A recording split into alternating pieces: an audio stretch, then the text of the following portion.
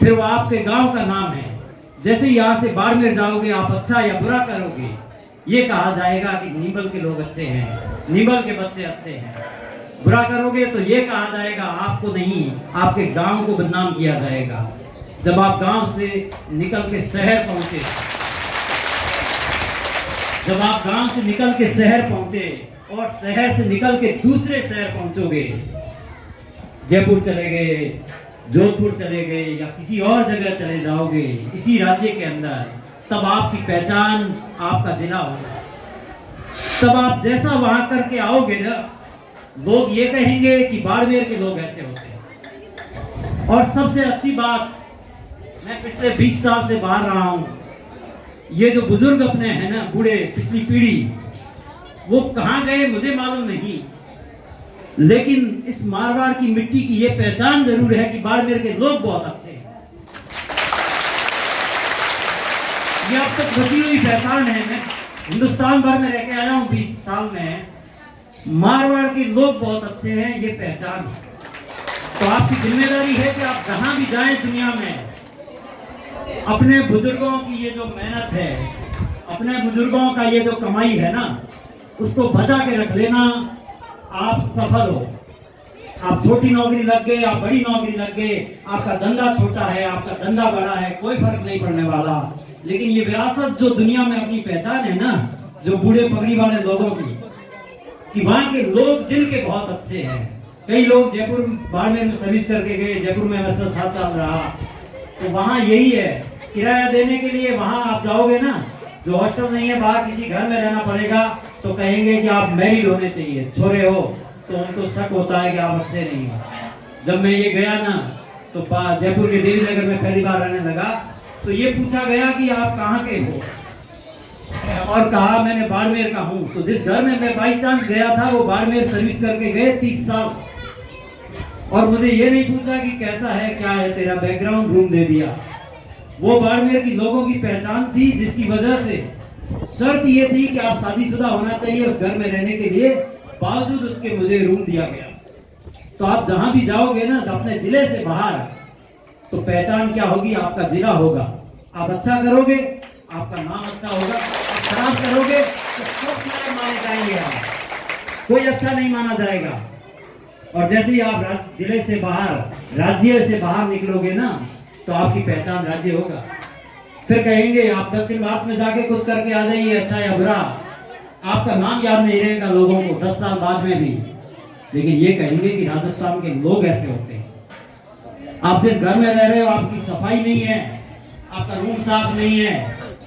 मैंने ऐसे सुने, मैं दक्षिण भारत हैदराबाद में रहा, तो मैंने ऐसा सुना है कि उस जगह के लोग गंदे बहुत रहते हैं। मैं जगह का नाम नहीं दे रहा। वो क्यों? क्योंकि कोई उस जगह का लोग गंदा रह के गया है, इसलिए उस पूरी जगह को बदनाम किया गया। आप अच्छे रह के आओगे ना, तो कहेंगे राजस्थान के लोग बहुत अच्छे, और जैसे ही देश से बाहर जाओगे ना, तो आपका देश का नाम होगा।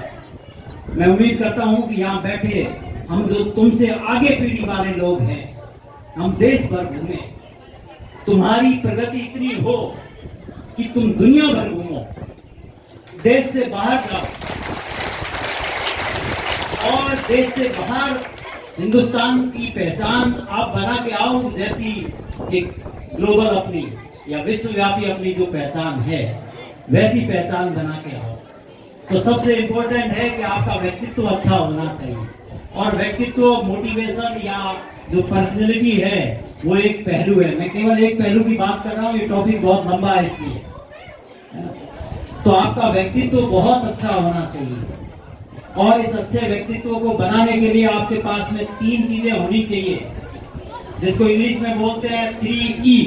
क्या बोलते हैं? 3E। फर्स्ट E है एनर्जी।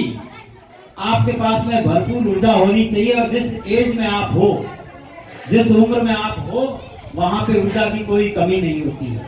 बस इस ऊर्जा को 2 तरह से उपयोग लिया जाता है। इस ऊर्जा का उपयोग 2 तरह से होता है।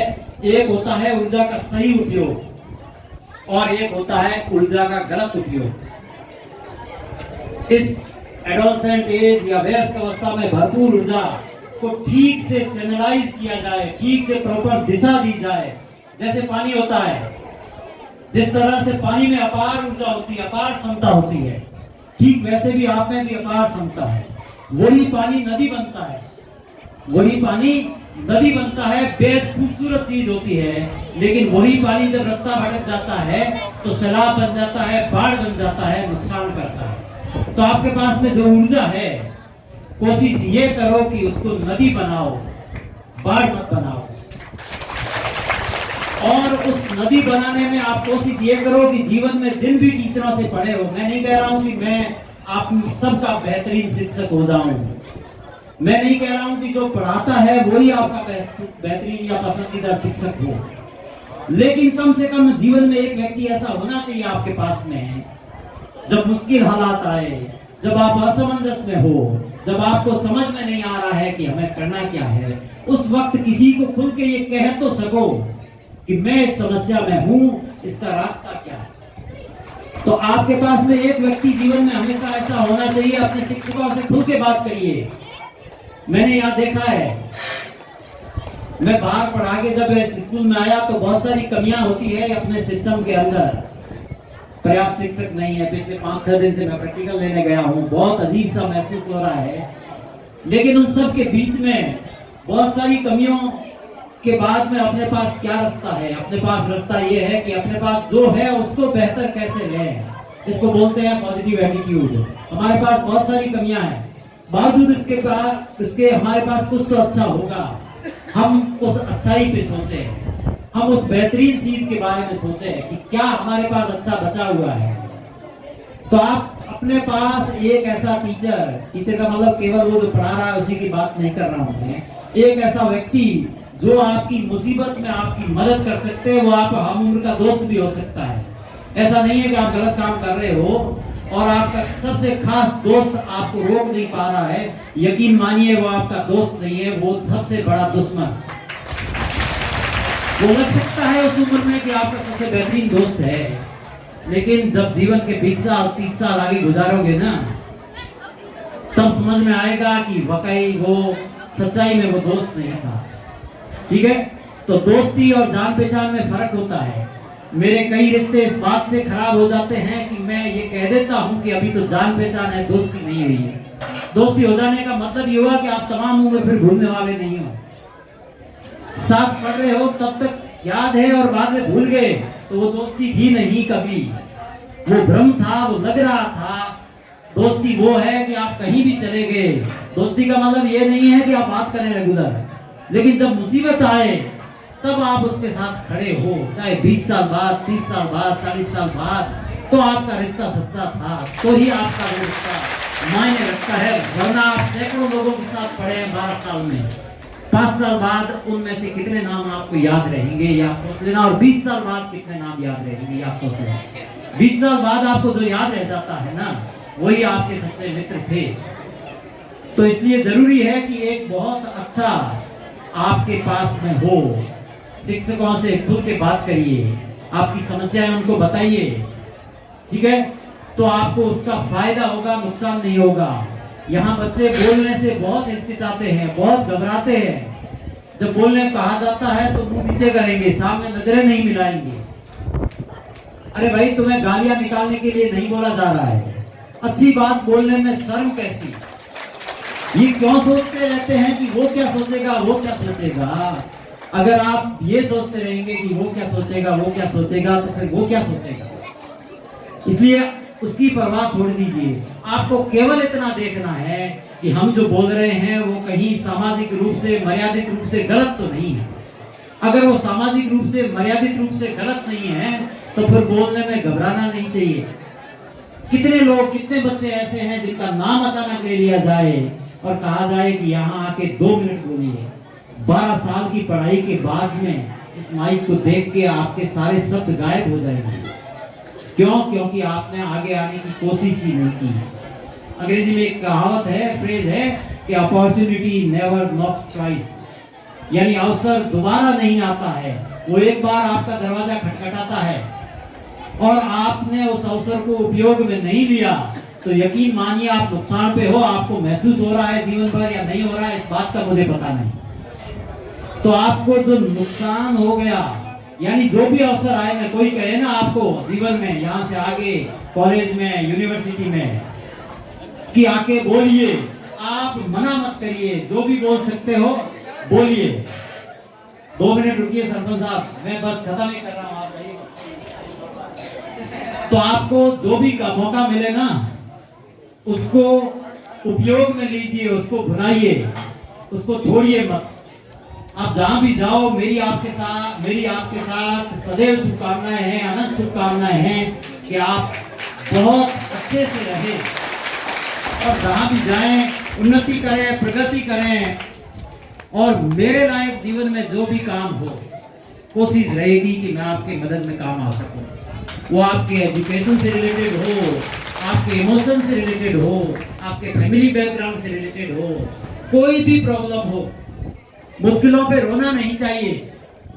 मुश्किलें आएगी जीवन में, कोई इस दुनिया में ऐसा नहीं, हम तो खड़े हैं ना, आपको लग सकता है कि सूट बूट में खड़े हैं, सब मजे ही मजे हैं, लेकिन हो सकता है जीवन के द्वंद्व उनके साथ भी है।